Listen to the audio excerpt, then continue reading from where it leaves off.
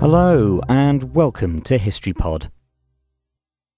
On the 23rd of September 1338, the first recorded naval battle featuring artillery took place in the first naval engagement of the 100 Years' War.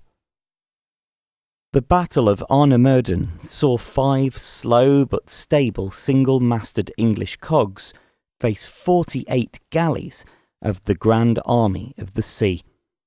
This huge French fleet had already sacked English coastal towns such as Portsmouth and Southampton in an attempt to cripple the English economy and stop King Edward III's attempts to gain the French crown. Edward relied on income from the valuable wool trade to ensure that he could pay for his army and maintain the support of his allies on the continent. The 5 ships that sailed from England to the Flanders port of Arnemuiden were unloading their cargo when they were overwhelmed by the French fleet. Realising that their best chance of avoiding capture was to put to sea again, the ships quickly left their moorings. Under the command of John Kingston on board the Christopher, the English then attempted to fight off the French. 4 of the 5 English ships were forced to adopt the established tactic of attempting to ram the sides of the opposing ships, but the Christopher was able to employ a new type of offensive: artillery.